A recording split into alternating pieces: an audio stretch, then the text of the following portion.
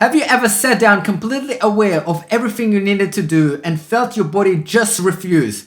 Not tiredness exactly, something heavier, like the ambitious version of you clocked out and left you with nothing.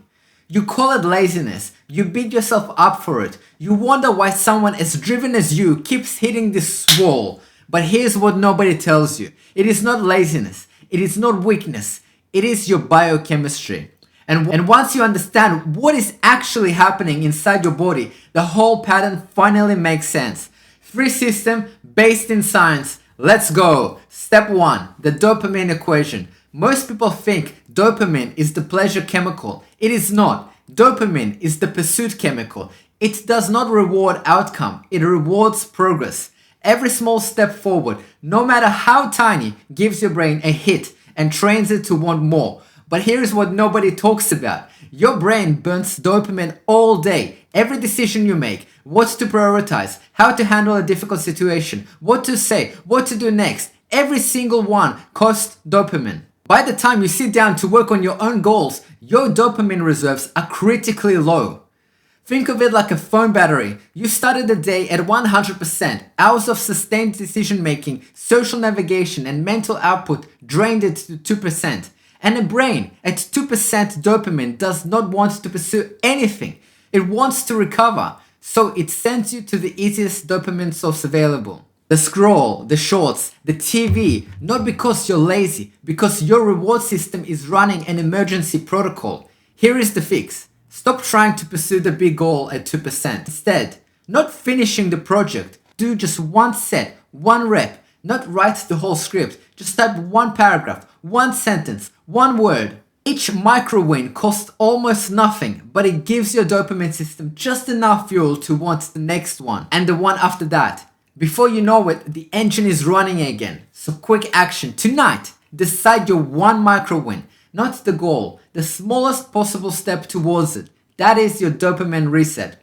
Before we go further, drop a comment right now. Tell me what your dopamine drain looks like. Is it the scroll, the couch, the TV, whatever pulls you away from your goals? Writing it down names it, and named things lose their power. I read every single one and I will make sure to reply to you all. Do it now, then keep watching. Here is what makes this harder than it sounds. Most people respond to the low dopamine state with guilt. They sit there feeling terrible about not starting, which activates cortisol, your stress hormone. And here is where it gets dangerous. Cortisol suppresses dopamine, which means the guilt you feel about not starting is actively making it harder to start. That loop runs every single day until you break it. The break is not willpower. The break is biology. Step 2, the cortisol reset. Cortisol is not your enemy. In short bursts, it keeps you alert, sharp, and executing under pressure. But when cortisol stays elevated after the pressure stops, it hijacks your chemistry. Your drive drops. Your mood flattens. Everything you enjoy stops feeling enjoyable. That is not weakness. That is your neurochemical depletion, and it has a specific protocol. 3 things that lower cortisol fast enough to matter before your window closes. First, a transition signal. Your brain needs a clear biological signal that the high pressure period is over. Change your environment, change your clothes, change your physical state. That is not a habit hack. It is a cortisol switch. Your nervous system reads the physical change as a mode shift. Cortisol begins to drop. Second, 10 minutes of low stimulation. No phones, no shorts, no news. Just sit outside, eat without a screen, walk around the block. Your parasympathetic nervous system, the brake, only activates when stimulation drops below a certain threshold. Give it the space to fire. And third, one physical micro movement, not a workout, just standing up, stretching, walking to another room. Light physical movement clears the cortisol from your bloodstream faster than any mental strategy.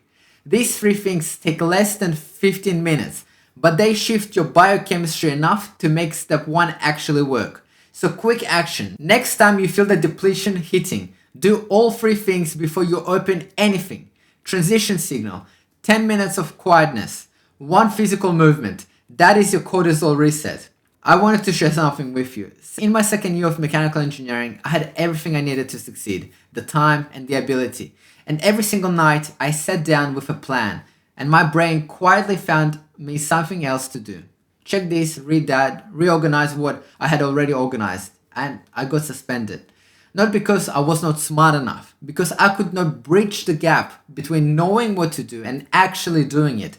That gap cost me a year of my life. I came back, I rebuilt from scratch. I made the dean's list and I finished with honors. What changed was not how hard I tried. What changed was that I finally understood the biology behind why I kept failing, and I built a system around it instead of fighting it. That system is what I'm sharing with you today. Step 3, the recharge protocol. Here is the piece nobody talks about. The depleted state you experience when you cannot make yourself start is not permanent.